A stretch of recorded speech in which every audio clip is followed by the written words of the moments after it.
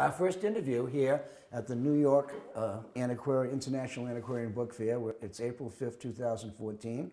And we have Howard Rootenberg, who comes from a very important West Coast bookselling family. And he's going to talk a little bit about that when I ask him. But right now, I think what I want to do is what I do with all of the people who we interview, a sense of your background. Talk to us about growing up, your education. I know what your parents do and you do, but the people out there probably have no idea. So give us a little biopic of yourself up to the time that you graduated college, and then I'll start up again. Great. Okay. So I was born in Los Angeles, and I'm actually a third-generation Angelino. So I was born in L.A. My mother and my grandfather were all born in Los Angeles. Grew up in the 50s.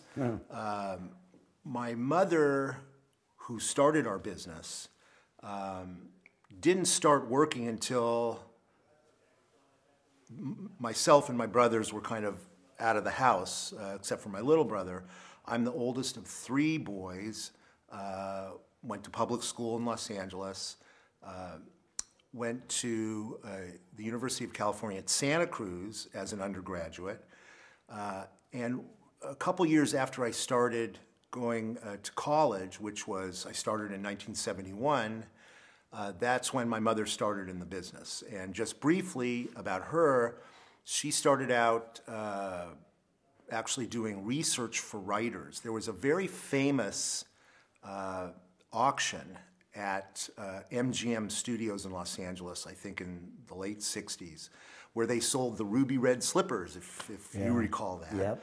She worked for the auctioneer and actually cataloged all of the material for the auction. So we were there, and it was a lot of fun. And I think around that time she had met Jake Zeitlin, who was a very famous bookseller in Los Angeles. He mentored her, kind of directed her into doing science and medicine, which is where she started out. She had gone back to UCLA to get an MLS at a time when you go to library school to learn books and about rare books. Of course, nowadays it's a little different. I think you can go through the whole program without holding a book. Right, pretty much, yeah. Anyway, so she became a bookseller. At the time I was still in college. I graduated college in 1975, went to law school, went right into law school, and then practiced law for about 15 years after that. So I was, had no knowledge of the business at all, just practicing law through 1991. My father, who was never in the business, my father's a CPA, and he kind of supported, my mom's activities, meaning that he would go with her when she traveled, he would go to the book fairs with her, get to know everybody, and so they've been around since the mid-'60s almost. Yeah, yeah. The doyens of the rare book business. Well, you grew up in a house where, were there books in the house? Were your parents readers? What was the influence of them upon you? Mike, it's a little bit hard to remember. I know that for myself growing up, I was always a big reader. I loved to read. I still love to read. I was the type of kid that read 2-3 books at a time. I always read very fast, so it was easy for me to go to the library on Saturday, take out a couple books, return them the next Saturday. And I loved to read. I assume that my parents were readers too. There's books still around.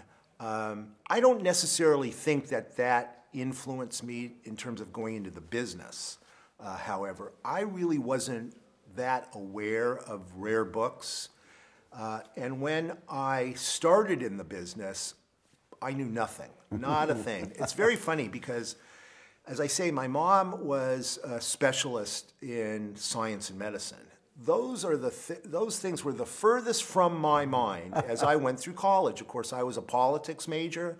At UC Santa Cruz, we had to to satisfy minimal requirements to graduate, one of which was during 4 years, you had to take 3 classes in natural sciences, 3 in social sciences, 3 in humanities.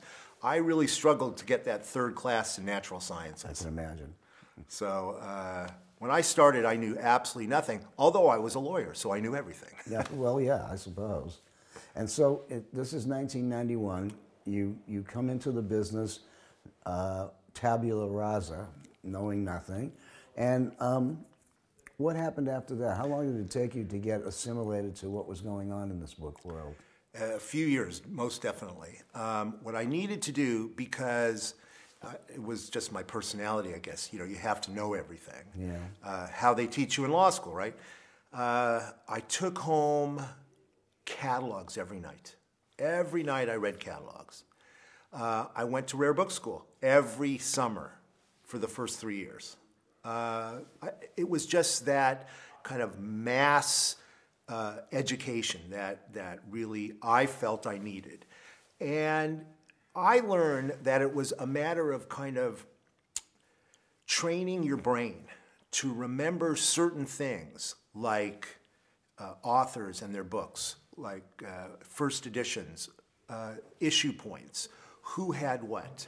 And little by little, by going through the booksellers' catalogs, you start to learn the language. Mm-hmm. By walking through book fairs, you start to learn who's got what conditions are. You start to remember prices. By going to auctions, you start to remember who's interested in what type of book and what values are. It was a whole process, and I wouldn't have felt comfortable, at least for 3-4 years, before I was able, I think, to say, oh, I remember this. I remember this. This is the difference between the first and the second issue, things like that. So it took a while. What, in 1991, when you decided to go into the business, what made you quit being a lawyer? Well, at the time, now I liked practicing law. Don't get me wrong. Yeah. I liked other lawyers. I didn't like my clients very much. I was just basically getting tired of it. I was a business and securities lawyer. I was looking around for something to do. And I had thought, I was in the music business for the most part, to tell you the truth. Really? And I was thinking maybe of looking for a record company to run or something. And my mother had a guy working for her who moved to Europe because I think his wife got a Fulbright scholarship or something. And I said, oh, I'll help you out. And that was 1991, and here I am. Here you are. And you don't miss being a lawyer? Not at all. Not at all. Well, here's the thing, and it's a very interesting perspective objectively. What I find about the book business, and let me tell you, when I first started, every bookseller that I met, and you know, my mom knew everybody. Sure. She introduced me to everybody. Everyone was so helpful and so supportive, and that's what made it so great. And I found working with colleagues, working with collectors, working with people selling their books, that there is passion here. You have passion here. You didn't really see that in the law practice, but here you're dealing with people that collect because they're interested in something, because they can, and they have passion. They want to show you their collections. And whether or not it's to your interest, to my interest, doesn't matter, because their passion is overwhelming you. And that's what is attractive about this business, is the fact that there's so much passion in it. And it's positive passion. It's positive passion. I would not think about doing anything else. And certainly after the years of law, you really found this to be an attractive place. Absolutely. It's wonderful. Now, you got married. How many children did you have? I have 3 children, 3 girls. At this point, they are 25, 21, and 16. Now, it's very interesting. My oldest daughter, Madison, having grown up in the book business, all right, we decided that when she was about 11 or 12, we should think about maybe a collection for her. And of course, she's helped by myself and my mother, her grandmother. So he said, what are you interested in? And just as an aside, one of the things that's so great is finding out what people are interested in, because it's so varied. And that's what's so wonderful. Anyway, my daughter said, I'm interested in unicorns. So we started her a unicorn book collection. She's still at it today, at 25. Great. She has about 80 books, at least 3 16th century books on unicorns. Wow. So it's amazing.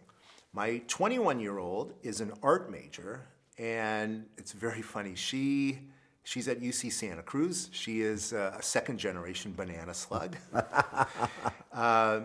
She paints bodies. So my mom recently gave her a late 19th century, one of those anatomical mannequins where they have the flaps and all that. You're peeling. Flipped out. Yeah. Just loves it. So now I hope she doesn't want to start collecting anatomy, because of course that is a conflict. Yeah. My youngest daughter, who is an actor, she was a big Harry Potter fan. So for her 16th birthday, this is great, I found and gave her for a present a first edition of one of the Harry Potter books signed by the entire cast of the movie. Oh, that's great. So she, of course, she flipped out, just flipped out. So my 3 girls they're all readers. They're very much into it. Will one of them maybe come into the business? Very possible. You never know. My oldest daughter worked for me for about a year, said, no, I think I'm going to go out and do my own thing now. She lives in North Carolina as of now. She may come back, and who knows about the others. Yeah, you just don't know. You just don't know. So here it is. You're now firmly entrenched in the business. And what have you brought to the business over and above that which had already existed? Well, when I came into the business, keep in mind, and my mom was very much established. So I was extremely fortunate, because I walked into a business where, we saw the greatest books in the world. I mean, first editions of the great books of science and the great books of medicine. And of course, in my opinion, if you take all of the greatest books in history, those that have really moved Western civilization forward, probably 2/3 of them are science and medicine. Yeah. So, it's been a pleasure being able to deal with that. But what I've seen, and our business is to a certain extent institutional based. We deal with a lot of institutions. What I've found is that a lot of these institutions who have the great books already, what they're interested in is finding those in-between things that aren't necessarily on everybody's radar. And that's what's so much fun, is finding those things. So for instance, we do a lot of work in evolution. Now, these collections of evolution, they have Darwin, of course, but what they may not have, which people that will use the books may enjoy, for instance, are books on anti-evolution. Why not? You have to have all of that really to be able to satisfy researchers who are doing scholarly research. So I have found that bringing that kind of overall objective point of view to be able to fill in, what the institutional collections need, as very interesting.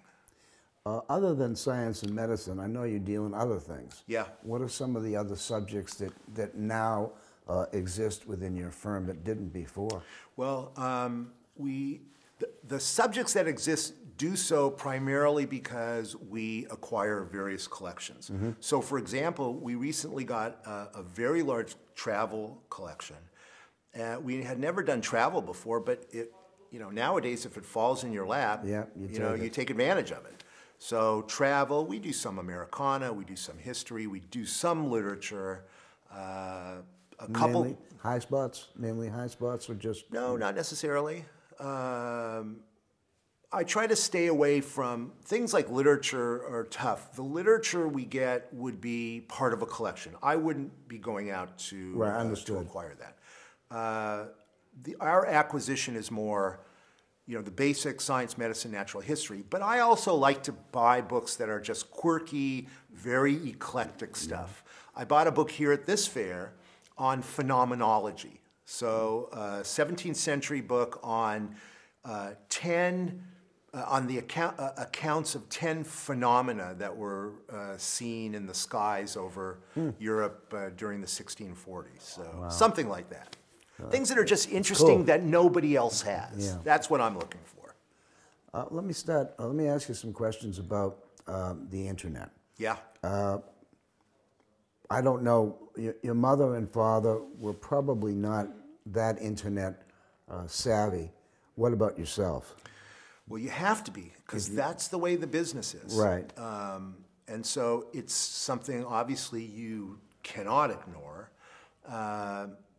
Everybody uses it. Obviously, beforehand, I think you cultivated customers that were more loyal to you. But now, because of the internet, everybody knows everything. There's no secrets, which is fine. That's the way it is.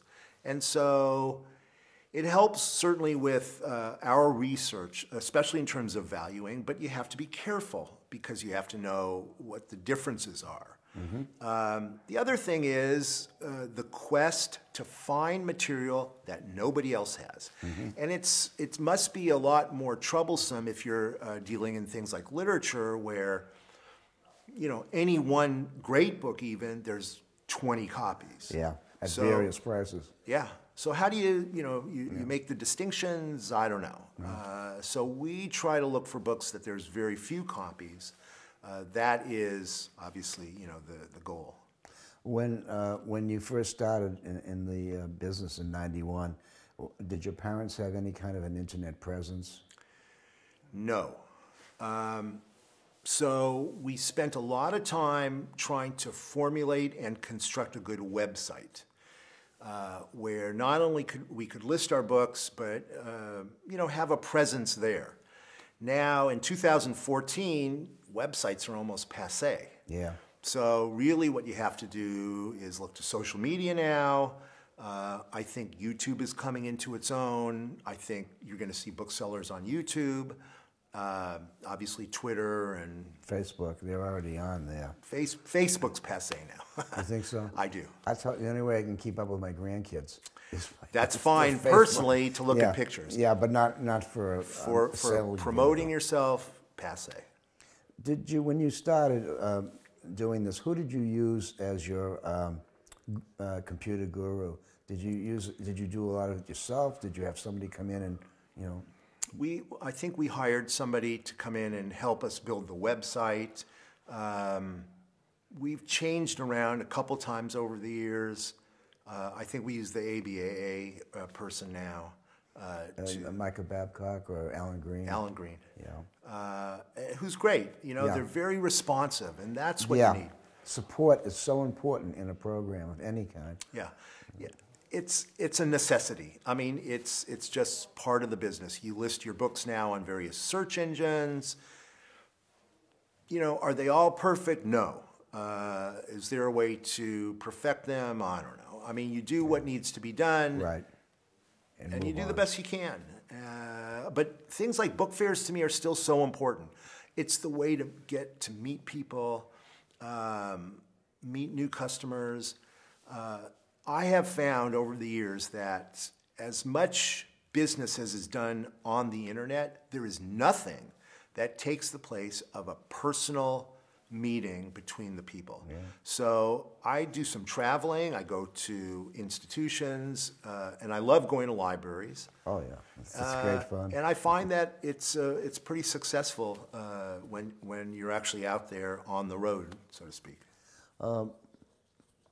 If you can break down, just in generalities, percentages, what percentage do you feel of your business is done at book fairs, through the mail, through the internet?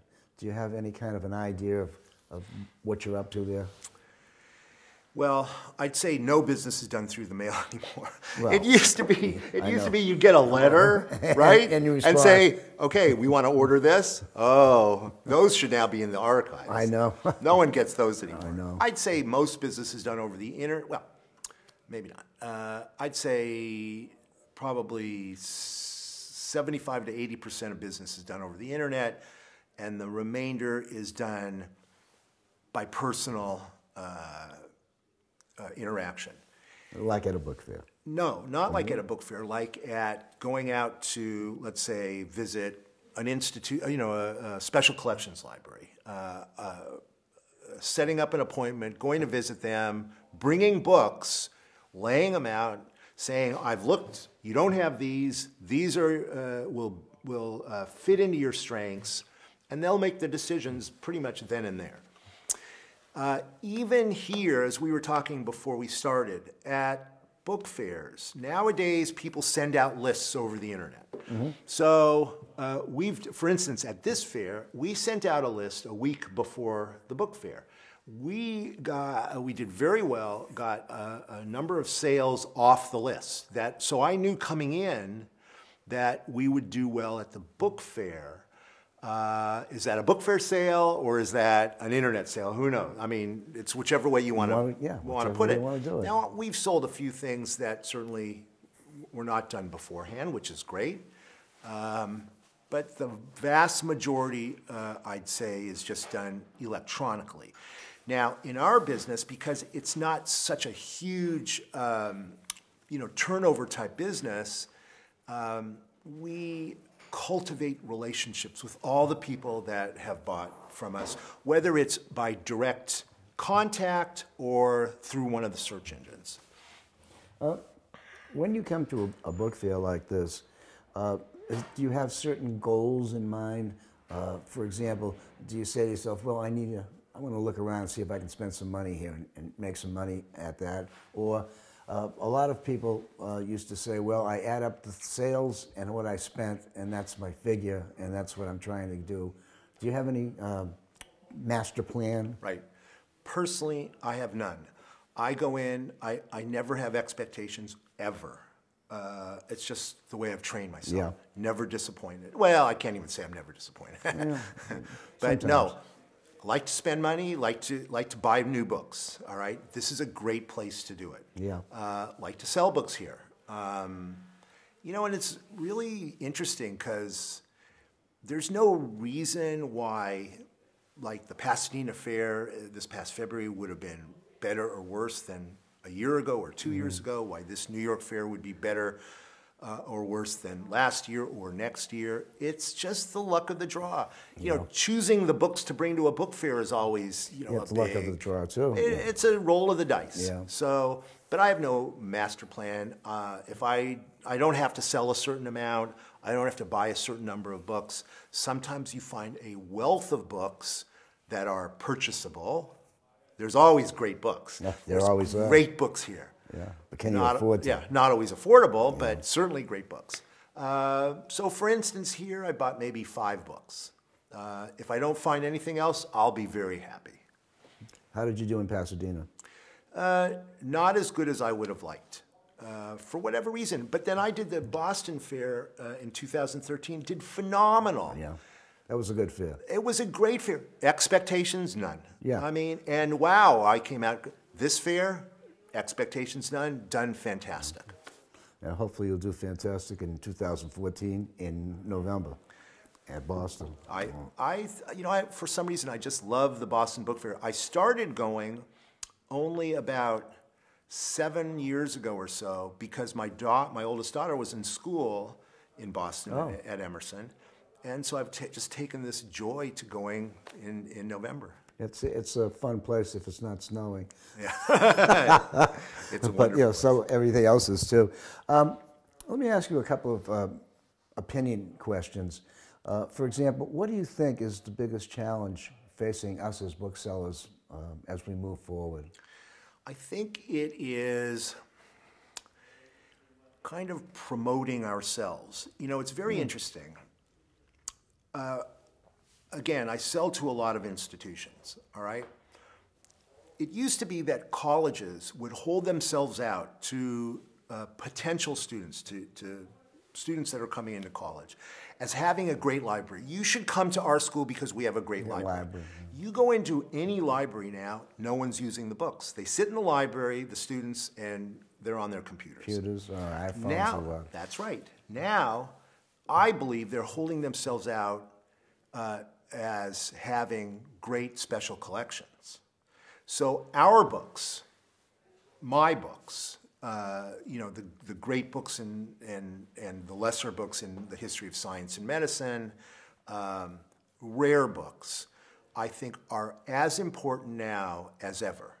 So it's promoting ourselves to all those, not only institutions, but people out there who are collectors who may not know that they're collectors yet.